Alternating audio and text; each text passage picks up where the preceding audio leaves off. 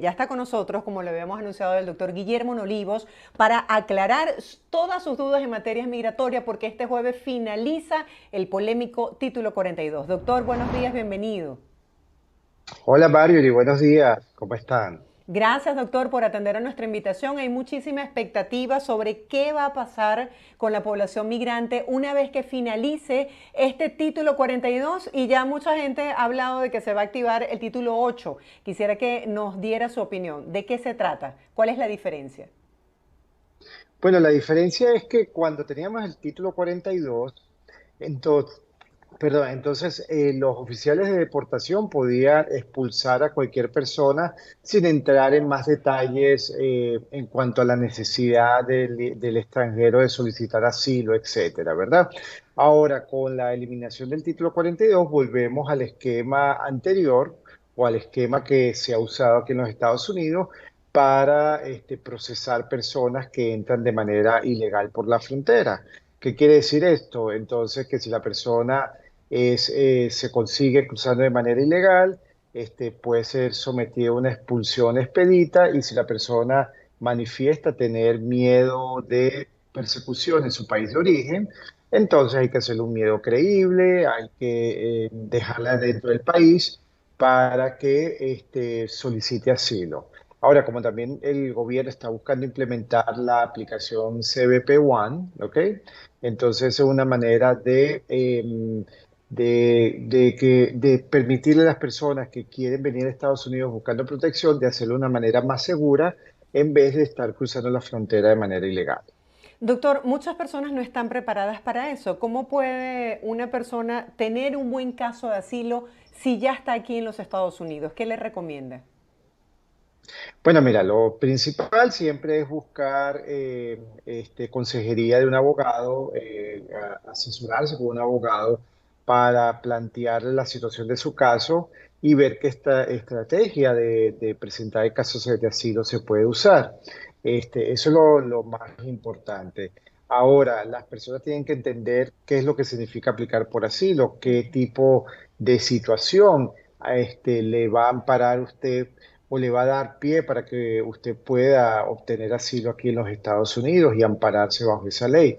Entonces, por eso es importante que usted hable con un abogado, con un especialista, porque no todas las situaciones de maltrato que una persona sufre en su país de origen constituyen vías para solicitar asilo.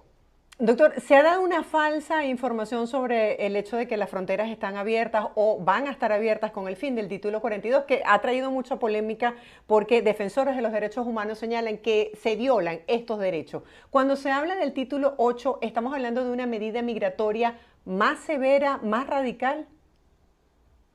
No, cuando estamos hablando del título 8 es volver nuevamente a lo que era anteriormente el sistema migratorio prepandemia, ¿ok? Donde el título 8 básicamente regula todo lo que es la entrada de personas a Estados Unidos que lo hacen de manera ilegal y cuáles regulaciones y procesos se les van a aplicar a esas personas. Acuérdate que con el título 42 era algo bastante radical. Sí. Simplemente te encontrabas dentro de Estados Unidos y ya tú eras expulsado sin ninguna explicación, simplemente por razones de salud pública. Ahora eso se elimina y por eso es que varios estados fronterizos, estados republicanos que son antiinmigrantes, quieren que este título no se levante, sino que siga implementándose. Pero ya llegó el fin porque ya no hay más emergencia desde el punto de vista de salud. Tendrían ellos que, el gobierno tendría que ya hacer una alerta de algún tipo de emergencia para frenar la inmigración ilegal. Doctor, seguimos viendo los testimonios de inmigrantes que aseguran que el sistema de CBP One está colapsado. ¿Cuál ha sido su experiencia? ¿Ha tenido casos recientes de algunos clientes que manifiesten lo mismo? Sí, recibimos llamadas de familiares que tienen familiares del otro lado que no consiguen entrar a la aplicación, que les es muy difícil conseguir una cita. Hay que seguir intentando, seguir tratando, porque es la manera más legal, digamos así, y segura de poder ingresar a los Estados Unidos cuando la persona no tiene una visa o una manera de ingresar al país de manera legal. O sea, si la persona no entra por parol humanitario y no tiene un caso de asilo, ¿qué otra opción tiene? Por ejemplo, la gente que está aquí en frontera. Bueno, tú sabes que los auxilios migratorios que tiene Estados Unidos son muy restringidos, y la ley de asilo es bastante específica en el tipo de maltratos que tú puedes invocar, ¿verdad? Para protegerte con un asilo. Esas personas que no cuentan con alguna alternativa, pues va a ser muy difícil para ellos conseguir un estatus legal en los Estados Unidos. Y quizás muchas de esas personas pues intentan entrar ilegalmente porque saben que no, si entran por el filtro de la frontera, el filtro legal, no van a pasar, no los van a dejar entrar. Claro, entiendo. Doctor, nos Ujú. empiezan a llegar las preguntas de los televidentes y nos hacen el siguiente planteamiento. Si mi residencia vence en 6 meses, ¿puedo empezar los trámites para la renovación de una vez? Generalmente se requiere 90 días. Bueno, si va a renovar la residencia, sí lo Ujú. puede hacer en cualquier momento, ¿ok? Antes que se venza la residencia, 60 días generalmente. Ahora, si va a aplicar por naturalización, ya es algo distinto. Habría que ver Ok. cuánto tiempo tiene esa persona viviendo en los Estados Unidos para determinar si puede o no aplicar antes de vencerse, cumplirse el tiempo reglamentario para solicitar la naturalización. Dice, mi pasaporte en la parte de atrás, veo que tiene un código de barra borrado. ¿Esto será un problema, doctor, para que yo pueda aplicar el parol humanitario? Bueno, depende de si la información biográfica en tu pasaporte es leíble o no, qué tipo de pasaporte tú tienes, si es un pasaporte de estos que tienen un chip, o si son pasaportes de la versión anterior para determinar si ese pasaporte es válido o no. Nos pregunta otro televidente, doctor Nolivos, ¿cuál es el formulario del parol para patrocinar a una persona que está en Nicaragua? Consulta la usuaria Lucy. Lucy, el formulario para el parol, para solicitar el sponsor o el sponsor que el sponsor debe de llenar es el I-134A. Perfecto, doctor, nos dice así, ¿la misma persona que está ayudando con la petición de residencia puede ser la persona que nos avale para un parol? Sí puede ser la misma persona que los avale para un parol. Eso es correcto, siempre y cuando tenga los ingresos necesarios o busquen un co-sponsor que tenga los ingresos necesarios. Por ejemplo, pueden unirse papá y mamá, ambos integrantes de una familia. Claro, pueden unirse papá y mamá si el ingreso mínimo es entre los dos, obviamente. Entiendo. Doctor, Liliana Socorro comenta así en el canal de YouTube. Pienso que el examen de las preguntas sobre Estados Unidos debe ser en español. Yo también pienso lo mismo. Para todo latino, a muchos nos resulta muy difícil el idioma inglés. Doctor, por favor, denos esperanza, o sea, qué tan flexibles pueden ser con el hecho de que uno no domine por completo el idioma. Bueno, hay exenciones para el examen de cívica y de inglés, ¿ok? Dependiendo del tipo, el tiempo que tengas como residencia. Generalmente requiere que tengas más de 10 años, más de 15 años como residente permanente y que tengas más de 50, 60 años de edad para que te puedan hacer el examen en español. Es decir, que a las personas que tienen más de 50 años ya le hacen el examen en español. No necesariamente. Tiene que haber, es una combinación del tiempo que tienes como residente más tu edad, ¿ok? Entonces, son unas combinaciones específicas, ¿verdad? Que te permiten, si tú estás dentro de esa combinación, te permite hacer el examen en español, que te hagan las preguntas en español, etcétera. Sí, claro, porque muchas veces nos podemos Ujú. aprender toda la información, pero el tema está en entender bien y desenvolverte con el idioma. Pero bueno, doctor, Sí. Joana nos hace esta pregunta. Quisiera saber, doctor Nolivos, ¿qué se coloca en la forma I-131 en la parte que dice Class of Admission? Mi caso es para solicitar un parol humanitario a un venezolano. Bueno, el Class of Admission quiere decir cuando tú entraste por primera vez a los Estados Unidos, si entraste con visa como turista, si entraste por la frontera, entonces entraste sin estatus legal. Ese tipo de información es lo que ellos quieren saber. Doctor, ¿este tipo de planillas es preferible que las llene uno con la asesoría de un abogado? Porque quisiera que nos explicara un poco el costo de cuando nos equivocamos en un trámite como este, ¿en qué se traduce? Claro, mira, siempre es recomendable, aunque hay muchos formularios que son bastante sencillos, pero cualquier error, que tú no estés atento a una casilla mal seleccionada, una casilla dejada en blanco, puede causar que hasta te nieguen el beneficio y pierdas el dinero que gastaste, pues, en solicitarlo, porque inmigración no devuelve, ¿verdad? Los aranceles de costos. Entonces, claro que es muy importante que tú esto lo hagas con un abogado. Muchas personas, no entienden por qué le están pidiendo evidencias adicionales, no saben cómo responderlas, no saben que hay códigos a veces que tú tienes que introducir en las planillas o preguntas como esta: cuál es mi estatus? ¿Cuál es mi estatus en este momento? ¿Cuál es mi estatus? ¿Es mi estatus en este momento? ¿Es mi estatus al entrar? Entonces son preguntas que una persona que no está familiarizada con este tipo de trámites, a lo mejor no tiene la información correcta, así que es mejor hacerlo con un abogado y se ahorran el susto, se ahorran la preocupación y de que, bueno, probablemente no van a perder el dinero si lo hicieron mal. Sí, es que tengo el caso también, doctor, de una persona que nos llamó y nos explicó su testimonio, confesando que era de la tercera edad, por lo tanto, lo que tenía que pagar para inmigración era un monto menor. Y como la persona que les atendió no lo sabía, o sea, no le hizo la pregunta, esto implicó que le devolvieran sus papeles y que tuviese que empezar a aplicar de nuevo. Entonces, bueno, es tiempo, dinero y la Claro, posibilidad de que se claro. le pueda negar el proceso sin necesidad. Por- sí, eso es muy a menudo, eso pasa mucho. A veces envían más dinero de lo que corresponde, Sí. y no hay manera de devolver, de que el gobierno se cobre una parte y no otra, entonces te devuelven todo el paquete para que empieces de cero nuevamente. Doctor, por aquí nos preguntan si pudiese informar, por favor, en qué fecha va el parol humanitario. Bueno, mira, ya nosotros hemos recibido aprobaciones del mes de enero y parte del mes de febrero, ¿ok? Todavía marzo y abril no hemos recibido ningún tipo de aprobación, entonces, por nuestra oficina van tramitando esos meses. Doctor, hay personas que tienen desde noviembre, es decir, 6 meses. ¿Qué pueden hacer? ¿Tienen un plan B?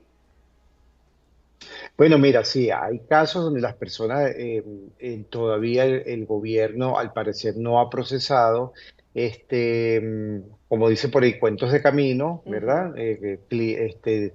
Sugieren que vuelvas a introducir la información financiera, busques o actualices la información financiera porque quizás el caso se quedó en el sistema y no fue asignado un oficial, o el oficial al cual fue asignado, al final no está trabajando con el caso. Entonces, aparentemente al introducir más información hace que esto genere una alerta en el caso y puede ser que entonces lo reactive.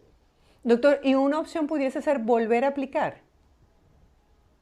Bueno, tú puedes volver a aplicar. Yo siempre recomiendo esperar que haya una decisión, pero si de verdad no hay movimiento, volver a intentar una nueva aplicación para entonces ver si de esa manera, con otro sponsor, para ver si de esa manera puede avanzar el caso con esta nueva aplicación. Entendido. Doctor, nos preguntan cuál es la página para poder aplicar por un patrocinador. Dice, soy de Venezuela y no cuento con un patrocinador en Estados Unidos. Bueno, todavía hay un programa donde el gobierno está invitando a personas para hacerse patrocinantes, ¿ok? Es un programa que todavía está en desarrollo.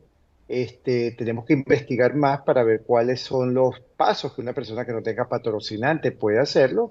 Y luego, bueno, estaremos informándoles a ustedes cómo hacer ese paso, porque sí, es bastante interesante que una persona que no tenga un patrocinante pueda entonces solicitar uno. Pero sí el próximo show, vamos entonces a darle más información a las personas de si esto ya está funcionando o no. Doctor, cuénteme algo, ¿todavía las ONG que le brindan apoyo a los venezolanos pueden servir de patrocinantes? Correcto, eso no ha cambiado todavía, eso sigue vigente. Lo que pasa es que en estos casos hay que contactar a la ONG directamente para que entonces sea ellos los que inicien el proceso por medio de la aplicación de USIS, introducir la I-134A, pero hay que hacer el contacto directo con la ONG. En el caso de las ONG funciona como una persona natural. Ellos también tienen que justificar que manejan un número de recursos para poder saber qué cupo o qué límite de personas puedan traerse a Estados Unidos. Correcto, ellas tienen que demostrarle al gobierno que cuentan con recursos para traer personas a los Estados Unidos por vía de parol humanitario.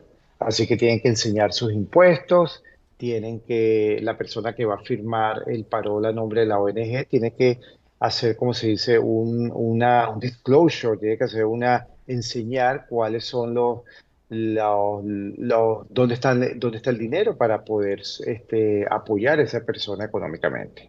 Doctor, según su experiencia con el manejo de sus casos, ¿cuánto están tardando una vez que el beneficiario está aquí para otorgar los permisos de trabajo?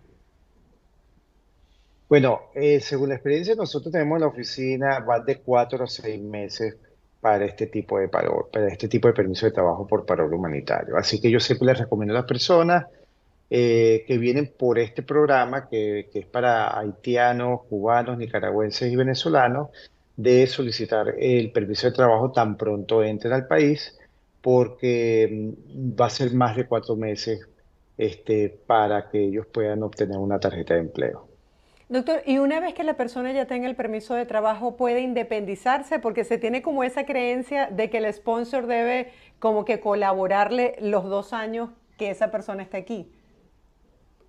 Bueno, el principio es que la persona que sirve de sponsor esté siempre pendiente pues, de las necesidades del beneficiario hasta que esa persona, ese beneficiario pueda hacerse vía por sí solo. Entonces ya allí dejaría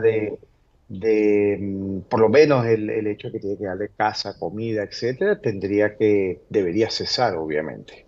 Doctor, usted Pero siempre nos siempre, hace esta recomendación. Adelante, ajá. dígame. Pero siempre, tú sabes, es un compromiso pues que el sponsor asume y que bueno, hasta el final del proceso siempre va a estar ahí de alguna manera atado a ese caso. No quiere decir que la persona luego o el beneficiario pueda exigirle, ¿verdad? Demandarlo porque no lo mantiene, etcétera, etcétera. En tal caso sería el gobierno de los Estados Unidos quien pudiese exigirle al sponsor que le reembolse cualquier ayuda que el extranjero usó del gobierno. ¿Ok? Porque bueno, siempre va a haber gente bueno, siempre no queremos decirlo de esa manera, pero bueno, habrá algunas personas que abusarán del sistema, que tomarán cupones, querrán aprovecharse con cupones de comida. Hay asociaciones sin fines de lucro que no analizan muy bien este tipo de beneficios y se los dan a las personas sin averiguar un poco más.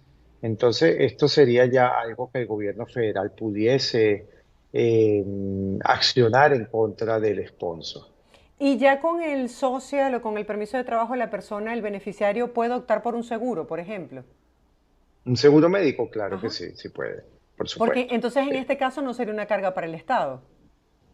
No, si es un seguro privado, no sería una carga para el Estado, por supuesto que no. Claro. Pero hay partes del país donde se facilita de repente un seguro pagado por la ciudad o por el Estado, especialmente si estamos hablando de estados con tendencia más demócrata que republicana. Doctor, me preguntan cuáles son los pasos para lograr este beneficio de reunificación familiar para los ciudadanos colombianos. ¿Cómo funciona el sistema?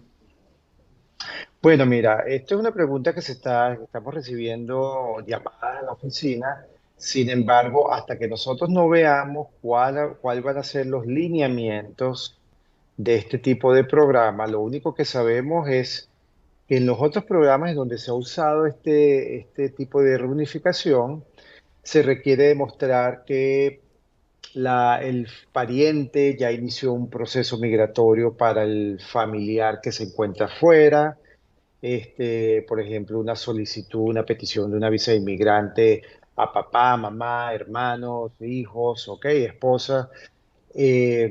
Entonces vamos a ver qué es lo que este nuevo proceso de reunificación familiar para colombianos, por ejemplo, van a establecer la administración y entonces en ese momento ya sabremos cuáles serán los lineamientos. Doctor, hemos recibido muchos testimonios de personas que han solicitado su caso de asilo, han ido a la entrevista porque los han llamado en un lapso de menos de un año y les han negado los casos. Según su experiencia, ¿en qué porcentaje, si maneja esas estadísticas, se están negando los casos de asilo en la actualidad? Bueno, mira, históricamente las oficinas de asilo, ¿ok? Que es la agencia administrativa donde tú presentas un caso cuando entras legalmente al país o cuando si entraste ilegalmente no te colocan en un proceso de remoción en la corte, tienen índices de aprobación muy bajos, ¿ok? Eso es algo histórico, es algo que siempre ha ocurrido. Algunas tienen un récord de 10, 20% de aprobación solamente, algunas han llegado a tener 40% de aprobación, pero se mantienen siempre entre 25 30% máximo de aprobación de casos de asilo. Entonces, la persona no debe desanimarse, ¿verdad? Porque una vez que el caso es negado,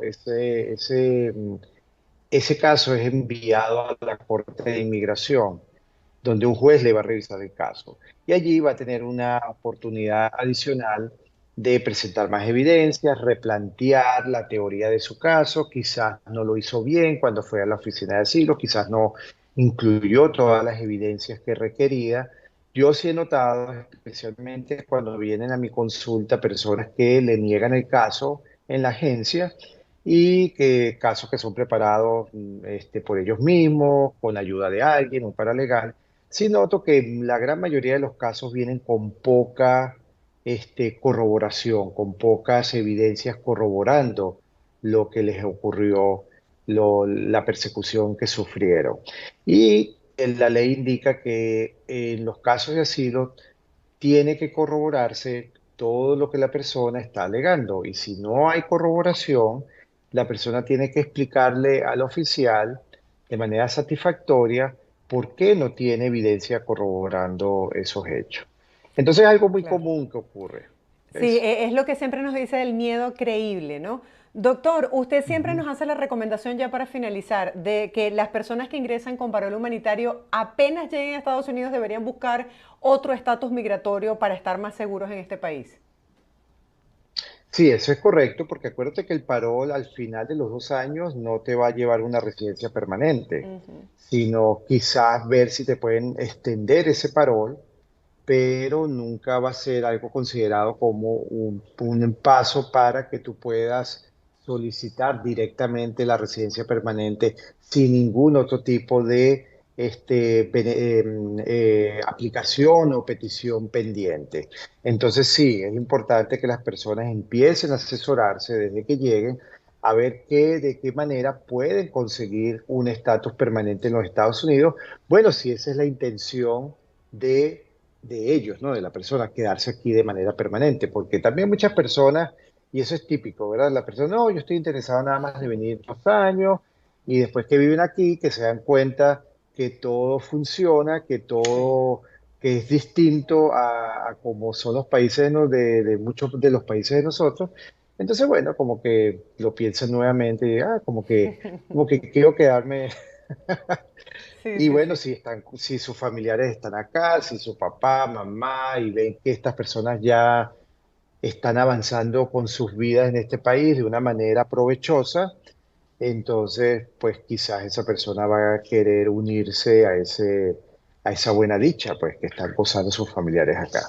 Claro, es que por ahí dicen que no cuesta adaptarse a lo bueno, se trabaja mucho, pero bueno, también se tiene calidad de vida. Doctor, gracias por Eso. hacer una pausa en su agenda y acompañarnos el día de hoy para aclarar todas estas dudas en el marco de lo que es noticia, que es el tema migratorio y este fin del título Bueno, 42. Seguiremos muy atentos a sus recomendaciones. Feliz día. feliz día, Marjorie. Y bueno, nos vemos el próximo miércoles y pues tenga sus preguntas pendientes que con gusto estaremos respondiéndoselas. Así es, era el doctor Guillermo Nolimos, abogado de inmigración, aclarando el día de hoy sus preguntas.